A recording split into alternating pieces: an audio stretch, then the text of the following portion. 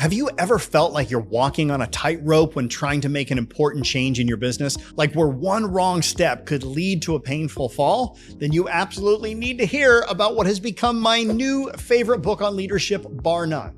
It's Leadership on the Line, Staying Alive Through the Dangers of Change by Ronald Heifetz and Marty Linsky. And trust me, by the way, this book took on a whole new meaning about leadership for me based on a very personal experience that I'll share with you a little bit later in the review. It was something that really resonated with me on a very deep level, connecting directly to a really challenging chapter in my own life. This book doesn't offer simple fixes or rah-rah motivation. Instead, it dives into the gritty reality of leading through significant change, acknowledging the inherent risks and offering profound insights into navigating resistance and staying true to your vision. For me, this book earns a definitive 5 out of 5 head tilts. Now, who is this an absolute must-read for? Well, I think probably businesses at the performance growth level will find it invaluable for navigating complex organizational shifts, but I honestly think if more individuals in lifestyle businesses absorbed these principles, they would not only navigate challenging the desert phase more effectively, but also emerge as more impactful leaders as they scale. By the way, speaking of navigating through the entrepreneurial journey, have you taken a moment to take my business book scorecard yet? It's a free, quick Q&A. It's insightful. It's designed to pinpoint exactly where you're at on your entrepreneurial journey. So why waste time reading books that don't apply directly to where you're at now in your life? I've already sorted through over 500 books to help you find the top 10 books that are best for you in your entrepreneurial journey.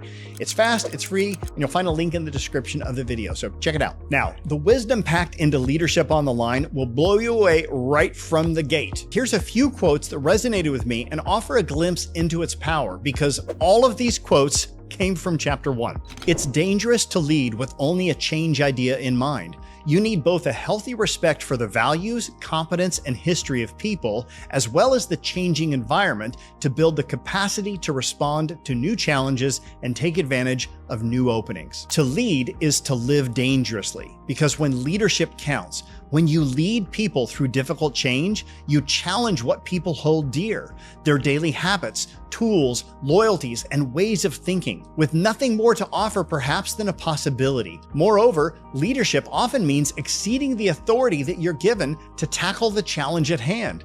People push back when you disturb the personal and institutional equilibrium they know, and people resist in all kinds of creative and unexpected ways that can get you taken out of the game, pushed aside, undermined, or eliminated. People do not resist change per se. People resist loss. You appear dangerous to people when you question their values, beliefs, or habits of a lifetime. You place yourself on the line when you tell people what they need to hear rather than what they want to hear. Although you may see with clarity and passion a promising future of progress and gain, people will see with equal passion the losses you are asking them to sustain. Leadership requires disturbing people, but at a rate they can absorb. Yeah, that was chapter 1.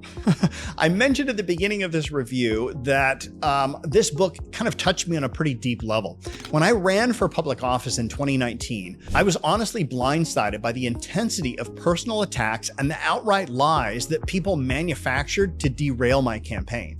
If I'm being honest, it left me with a jaded view of humanity. But reading Leadership on the Line has given me a new perspective. It shifted me from feeling like a victim to recognizing that while socially unacceptable, that kind of resistance was almost to be expected because I was challenging the established order. As the authors so wisely put it, leadership takes the capacity to stomach hostility so you can stay connected to people, lest you disengage from them and exacerbate the danger. I disengaged, and frankly, I haven't fully engaged with my community since. But this book is making me want to step back into that arena. Now, maybe you haven't faced that exact level of public scrutiny, but I'm willing to bet that you've encountered opposition, perhaps even unfair attacks when you've tried to implement change, big or small. Think about it. Whether it was pushing for a new process at work or even suggesting a different way of doing things with friends or family, there's almost always someone who resists. This book provides invaluable social awareness to help you navigate that resistance more effectively and stay resourceful. And perhaps, just as importantly, it encourages you to be self-aware enough to recognize when you might be the one resisting someone else's attempt to lead you through necessary change. If this book resonated with you, I'd appreciate a thumbs up and consider subscribing for more insights into the books that can truly make a difference in your leadership journey. And if you know somebody who's facing resistance or feeling the weight of leading change, please share this video with them. Until next time, let's both try a little harder to be a little better. Thank you so much for taking the time to watch that book review. If you liked it, I think you might like this one as well. Check it out.